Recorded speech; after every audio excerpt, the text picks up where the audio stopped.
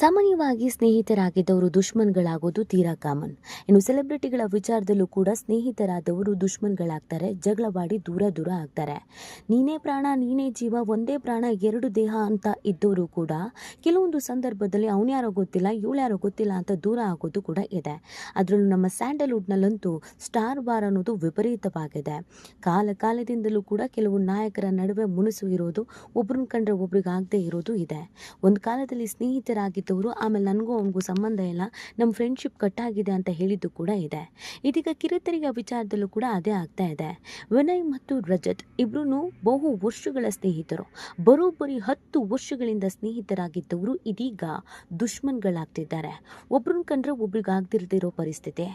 ಅವನು ಮಾತಾಡಲ್ಲ, ಇವನು ಮಾತಾಡಲ್ಲ, ನಂಗೆ ಅವನ ಅವಶ್ಯಕತೆ ಇಲ್ಲ, ಇವನಿಗೆ ನಿನ್ನ ಅವಶ್ಯಕತೆ ಇಲ್ಲ ಅಂತ ಜಗಳ ಶುರುವಾಗಿದೆ. ಮೊನ್ನೆವರೆಗೂ ಎಲ್ಲನೂ ಚೆನ್ನಾಗೇ ಇತ್ತು. ಮೊನ್ನೆವರೆಗೂ ಇಬ್ಬರು ಜೈಲಿಗೂ ಹೋಗಿ ಬಂದರು. ಆಗ ಒಟ್ಟಿಗೆ ಇದ್ದವರು ಈಗ ಏಕದಮ್ಮಾಗಿ ದೂರ ಆಗಿದ್ದಾರೆ. ನಾನೊಂದು ತೀರ ನೀನೊಂದು ತೀರ ಅಂತ ಹೇಳ್ತಾ ಇದ್ದಾರೆ. 10 ವರ್ಷಗಳಿಂದ ಸ್ನೇಹಿತರಾಗಿದ್ದವರು ಇದೀಗ ದುಶ್ಮನ್ಗಳಾಗಿದ್ದಾರೆ. ಹಾಗಿದ್ರೆ ಅವರ ಫ್ರೆಂಡ್ಶಿಪ್ಪಿಗೆ ಕಟ್ ಆಗೋದಕ್ಕೆ ಕಾರಣ ಏನು? ಅವರ ಫ್ರೆಂಡ್ಶಿಪ್ಪಲ್ಲಿ ಅಷ್ಟು ದೊಡ್ಡ ಬಿರುಕು ಬರೋದಕ್ಕೆ ಕಾರಣ ಏನು? ಅದೆಲ್ಲವನ್ನ ಈ ವಿಡಿಯೋದಲ್ಲಿ ಹೇಳ್ತಾ ಹೋಗ್ತೀವಿ. ಆದರೆ ಇಲ್ಲಿವರೆಗೂ ನಿಮ್ಮ ಮೆಗಾ ಸುದ್ದಿಯನ್ನು ಸಬ್ಸ್ಕ್ರೈಬ್ ಮಾಡಿಲ್ಲ ಅಂದರೆ ಈಗಲೇ ಸಬ್ಸ್ಕ್ರೈಬ್ ಮಾಡಿ. ಹೆಚ್ಚಿನ ಮಾಹಿತಿಗಾಗಿ ಬೆಲ್ ಐಕಾನ್ ಪ್ರೆಸ್ ಮಾಡೋದನ್ನು ಮರಿಬೇಡಿ. ಎಸ್, ರಜತ್ ಮತ್ತು ವಿನಯ್ ಇಬ್ರು ಕೂಡ ಆಪ್ತ ಸ್ನೇಹಿತರು. ಬಿಗ್ ಬಾಸ್ನ ಸೀಸನ್ 10ರಲ್ಲಿ ರಜತ್ ವಿನಯ್ ಕಾಣಿಸ್ಕೊಂಡಿದ್ರು. ವಿನಯ್ನ ಆ್ಯಟಿಟ್ಯೂಡ್, ವಿನಯ್ನ ಒಂದು ನೇಚರ್ ಎಲ್ಲರೂ ನೋಡಿ ಆಶ್ಚರ್ಯಪಟ್ಟಿದ್ರು. ಈ ಥರ ಆ್ಯಟಿಟ್ಯೂಡ್ ಇರುವಂಥ ವ್ಯಕ್ತಿನೂ ಇರ್ತಾರಾ ಅಂತ. ಅದಾದಮೇಲೆ ಸೀಸನ್ 11ರಲ್ಲಿ ಕಾಣಿಸ್ಕೊಂಡಿದ್ದು ರಜತ್ ಕೂಡ ಸೇಮ್ ವಿನಯ್ ಥರನೇ ಅನಿಸ್ತಾ ಇದ್ರು. ಆಗ ನೋಡಿದ್ರೆ ಅವರಿಬ್ರು ಸ್ನೇಹಿತರು, ಬಹು ವರ್ಷಗಳಿಂದ ಒಟ್ಟಿಗೆ ಇದ್ದಾರೆ. ಇಬ್ಬರದ್ದು ಒಂದೇ ಥರದ ಥಿಂಕಿಂಗು, ಇಬ್ಬರದ್ದು ಒಂದೇ ಥರದ ವೇವ್ ಲೆಂತ್ ಮ್ಯಾಚ್ ಆಗುತ್ತೆ. ಆ ಕಾರಣಕ್ಕಾಗಿಯೇ ಅವರು ಬಹು ವರ್ಷಗಳಿಂದ ಸ್ನೇಹಿತರಾಗಿದ್ದಾರೆ ಅಂತ ಎಲ್ಲರೂ ಹೇಳಲಾಗ್ತಿತ್ತು. ಹಾಗೆ ನೋಡಿದ್ರೆ ಇಬ್ರು ಸುಮಾರು 10 ವರ್ಷಗಳಿಂದ ಸ್ನೇಹಿತರಂತೆ. ಇತ್ತೀಚೆಗೆ ಬಾಯ್ಸ್ ವರ್ಸಸ್ ಗರ್ಲ್ಸ್ ಅನ್ನುವಂಥ ರಿಯಾಲಿಟಿ ಶೋನಲ್ಲೂ ಕೂಡ ಇಬ್ಬರು ಒಟ್ಟಿಗೆ ಇದ್ದಾರೆ. ಅಲ್ಲಿವರೆಗೂ ಎಲ್ಲವೂ ಚೆನ್ನಾಗಿತ್ತು. ಇಬ್ಬರು ಒಟ್ಟಿಗೆ ಸೇರಿ ಒಂದು ಮಚ್ಚು ಹಿಡಿದು ರೀಲ್ಸ್ ಮಾಡ್ತಾರೆ. ಆ ರೀಲ್ಸ್ ಎಷ್ಟರ ಮಟ್ಟಿಗೆ ಟ್ರೋಲ್ ಆಗುತ್ತೆ, ಎಷ್ಟರ ಮಟ್ಟಿಗೆ ಟ್ರೆಂಡಿಂಗ್ ಆಗುತ್ತೆ ಅಂತ ಸ್ವತಃ ಪೊಲೀಸರು ಇವ್ರ ಮೇಲೆ ಕೇಸ್ ಹಾಕುವಷ್ಟರ ಮಟ್ಟಿಗೆ. ನಿಷೇಧಿತ ಮಾರಕಾಸ್ತ್ರಗಳ ಬಳಕೆ ಅನ್ನುವಂಥ ಹಿನ್ನೆಲೆಯಲ್ಲಿ ಇವ್ರ ಮೇಲೆ ಕೇಸ್ ಹಾಕಲಾಗುತ್ತೆ. ಕೊನೆಗೆ ಇಬ್ಬರನ್ನು ಕೂಡ ಅರೆಸ್ಟ್ ಮಾಡಲಾಗುತ್ತೆ, ಪರಪ್ಪನ ಅಗ್ರಹಾರ ಜೈಲಿಗೆ ಕಳಿಸಲಾಗುತ್ತೆ.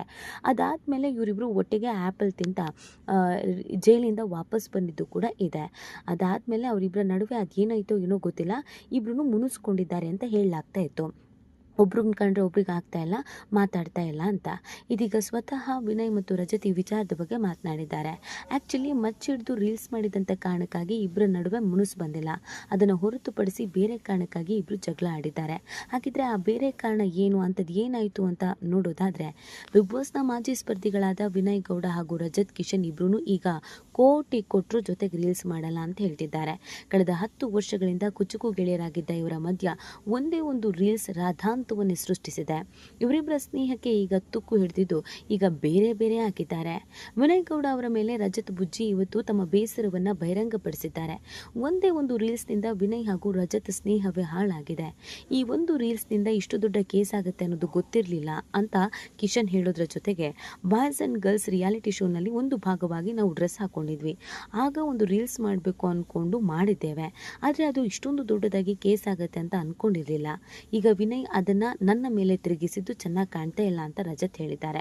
ರಿಯಾಲಿಟಿ ಶೋನಲ್ಲಿ ಮಚ್ಚನ್ನು ಬಳಸಿದ್ವಿ, ಅದೇ ಫೈಬರ್ ಮಚ್ಚಿನಲ್ಲಿ ನಾವು ರೀಲ್ಸು ಮಾಡಿದ್ವಿ. ಬಳಿಕ ಆ ಮಚ್ಚು ನನ್ನ ಕಾರಿನಲ್ಲಿತ್ತು. ಅದು ಕಾರಿನಲ್ಲಿ ಇರೋದು ಬೇಡ ಅಂತ ನಾನೇ ಸುಮ್ನಹಳ್ಳಿ ಬ್ರಿಡ್ಜ್ ಬಳಿ ಎಸೆದಿದ್ದೆ ಅಂತ ರಜತ್ ಒಪ್ಕೊಂಡಿದ್ದಾರೆ. ಹೌದು, ನನ್ನ ಹಾಗೂ ವಿನಯ್ ಗೌಡ ಮಧ್ಯೆ ಈಗ ಮನಸ್ತಾಪ ಆಗಿದೆ. ನಾನು ಯಾವತ್ತೂ ಅವನನ್ನು ಬಿಟ್ಕೊಡೋದು ಇಲ್ಲ. ಆದರೆ ಅವನಿಗೆ ಅರ್ಥ ಆಗಬೇಕಾಗಿತ್ತು. ವಿನಯ್ ತುಂಬ ಒಳ್ಳೆಯವನು ಅಂತ ರಜತ್ ಹೇಳಿದ್ದಾರೆ. ಸರ್, ವಿನಯ್ ನನಗಿಂತ 10 ವರ್ಷ ದೊಡ್ಡವರಿಗೆ ಚೆನ್ನಾಗಿ ಗೊತ್ತಿರುತ್ತೆ ಏನು ಮಾತಾಡಬೇಕು ಏನು ಮಾತಾಡಬಾರ್ದು ಅಂತ. ನಮ್ಮ ಅಣ್ಣ ತಾನೇ, ಮಾತಾಡಲಿ ಬೇಡಿ. ಆಮೇಲೆ ರೀಲ್ಸ್ ಮಾಡಲೇಬೇಕು ಅನ್ನೋ ಅವಶ್ಯಕತೆ ನನಗಿಲ್ಲ. ವಿನಯ್ ಜೊತೆ ರೀಲ್ಸ್ ಮಾಡೋಕ್ಕೆ ಇಲ್ಲಿ ಯಾರೂ ಕಾಯ್ಕೊಂಡು ಕೂತಿಲ್ಲ. ಅವನ ಪಾಡಿಗೆ ಅವನು ನೆಮ್ಮದಿಯಾಗಿರಲಿ, ನನ್ನ ಪಾಡಿಗೆ ನಾನು ಇರ್ತೀನಿ. ಸೋಷಿಯಲ್ ಮೀಡಿಯಾದಲ್ಲಿ ವಿನಯ್ಗೆ ರಜತ್ ಅವರ ಸಹವಾಸ ಬಿಟ್ಟು ಬಿಡಿ ಅನ್ನೋ ಕಾಮೆಂಟ್ಗಳನ್ನು ಹಾಕ್ತಾರೆ. ಆ ಕಾಮೆಂಟ್ಗಳಿಗೆ ವಿನಯ್ ಅವರು ಲೈಕ್ ಮಾಡಿದ್ದಾರೆ. ಅದು ನನಗೆ ತುಂಬ ನೋವಾಗುವಂತೆ ಮಾಡಿದೆ. ಆ ರೀತಿಯ ಕಮೆಂಟ್ಗಳಿಗೆ ವಿನಯ್ ಪ್ರೋತ್ಸಾಹ ಕೊಡಬಾರ್ದಿತ್ತು. ಯಾಕಂದರೆ ನಂದು ವಿನಯ್ದು 10ರಿಂದ 11 ವರ್ಷದ ಸ್ನೇಹ. ನನ್ನ ಬಗ್ಗೆ ವಿನಯ್ಗೆ ಚೆನ್ನಾಗಿ ಗೊತ್ತು. ವಿನಯ್ ಬಗ್ಗೆ ನನಗೂ ಚೆನ್ನಾಗಿ ಗೊತ್ತಿದೆ. ನಾನು ವಿನಯ್ನ ಕರೆದುಕೊಂಡು ಹೋಗಿ ಕೊಲೆ ದರೋಡೆ ಮಾಡಿಸಿಲ್ಲ. ಒಂದು ರೀಲ್ಸ್ ಮಾಡಿದ್ದೇವೆ ಅಷ್ಟೇ. ನಾನು ಹೆದರಿಸಿ ಬೆದರಿಸಿ ರೀಲ್ಸು ಮಾಡಿಸಿಲ್ಲ. ವಿನಯ್ ಕೂಡ ಚಿಕ್ಕ ಹುಡುಗ ಅಲ್ಲ, ಹೆದರಿಸಿ ಬೆದರಿಸಿ ರೀಲ್ಸ್ ಮಾಡೋಕ್ಕೆ. ಆಗಲ್ಲ ಅಂದಿದ್ರೆ ಆಗಲ್ಲ ಅಂತ ಹೇಳಬೇಕಾಗಿತ್ತು. ಆದರೆ ಇಷ್ಟು ದೊಡ್ಡ ಇಶ್ಯೂ ಆಗೋದು ಬೇಕಾಗಿರಲಿಲ್ಲ. ರೀಲ್ಸ್ ಮಾಡಿದ ಮೇಲೂ ವಿನಯ್ ನನ್ನ ಜೊತೆ ಮಾತಾಡ್ತಾ ಇದ್ದ. ರಾತ್ರಿ ಹೊತ್ತು ಕಾಲ್ ಮಾಡಿ ತುಂಬ ವಿಚಾರಗಳನ್ನು ಮಾತಾಡ್ತಾ ಇದ್ದ. ನನಗೀಗ ವಿಚಾರ ಎಲ್ಲ ಕಿವಿಗೆ ಬಿದ್ದಾಗ ನಾನೇ ಕೇಳಿದ್ದೇನೆ, ನೀನು ಈ ರೀತಿ ಮಾಡಬಾರ್ದಿತ್ತು ಅಂದಾಗ ವಿನಯ್ ಮಾತಾಡೋದನ್ನು ನಿಲ್ಲಿಸಿದ್ದಾನೆ. ಸೊ ನನಗೆ ಬೇಜಾರಾಗಿದ್ದು ಇಷ್ಟೇ. ತಪ್ಪು ಮಾಡಿದಾಗ ಒಟ್ಟಿಗೆ ಇದ್ದೀವಿ, ಆ ತಪ್ಪು ಯಾರು ಮಾಡಿದ್ದಾರೆ ಅಂದಾಗ ಒಟ್ಟಿಗೇನೆ ಇರಬೇಕಾಗಿತ್ತು. ಅದನ್ನು ಹೊರತುಪಡಿಸಿ ವಿನಯ್ ಇಲ್ಲಿ ಕ್ರೆಡಿಟ್ ತೆಗೆದುಕೊಳ್ಳೋಕೆ ಮುಂದಾಗ್ತಿದ್ದಾನೆ ಅಂತ ರಜತ್ ಹೇಳಿದ್ದಾರೆ. ಆ್ಯಕ್ಚುಲ್ ವಿಷಯ ಏನು ಅಂತಂದರೆ, ವಿನಯ್ ಸುದೀಪ್ ಅವರ ಫ್ಯಾನ್, ರಜತ್ ದರ್ಶನ್ ಅವರ ಫ್ಯಾನ್. ಇಲ್ಲಿ ದರ್ಶನ್ ಮತ್ತು ಸುದೀಪ್ಗೂ ಆಗಲ್ಲ ಅನ್ನೋದು ಎಲ್ರಿಗೂ ಗೊತ್ತಿದೆ. ಆ ಕಾರಣಕ್ಕಾಗಿ ಸುದೀಪ್ ಫ್ಯಾನ್ಸ್ ಎಲ್ಲರೂ ವಿನಯ್ಗೆ, ನಿಮಗೆ ಯಾಕೆ ಬೇಕಾಗಿತ್ತು ಆ ದರ್ಶನ್ ಫ್ಯಾನ್ ರಜತ್ ಸಹವಾಸ, ಅವರೆಲ್ಲ ಅಂಥವ್ರೇನೆ, ಹೆಂಗೆ ಬೇಕು ಹಂಗೆ ಮಾತಾಡ್ತಾರೆ, ರೌಡಿಗಳ ಥರ ವರ್ತನೆ ಮಾಡ್ತಾರೆ, ನೀವು ಡೀಸೆಂಟಾಗಿ ನಮ್ಮ ಸುದೀಪಣ್ಣ ಥರ ಇರಿ ಅಂತ ಕೆಲವರು ಕಿವಿ ಮಾತು ಹೇಳಿದ್ದಾರೆ. ಅದಕ್ಕೆ ವಿನಯ್ ಹೌದು ಓಕೆ ಅಂತ ಹೇಳಿದ್ದಾರೆ. ಆದರೆ ರಜತ್ಗೆ ಅದು ಸಿಟ್ಟು ತರಿಸಿದೆ. ಸೊ ಇವರಿಬ್ಬರ ನಡುವೆ ಈಗ ಸುದೀಪ್ ಮತ್ತು ದರ್ಶನ್ ವಾರ್ ಏನು ನಡೀತಿತ್ತು ಅದು ಕೂಡ ಇವರ ಫ್ರೆಂಡ್ಶಿಪ್ ಕಟ್ ಆಗೋದಕ್ಕೆ ಕಾರಣವಾಗಿದೆ. ಸೊ 10-11 ವರ್ಷದ ಸ್ನೇಹಿತರು ಮುಂದೆ ಒಂದಾಗ್ತಾರಾ ಅಥವಾ ಮಿಸ್ಅಂಡರ್ಸ್ಟ್ಯಾಂಡಿಂಗ್ ಮುಂದುವರಿಸ್ಕೊಂಡು ಹೋಗ್ತಾರಾ ಕಾದು ನೋಡಬೇಕಿದೆ.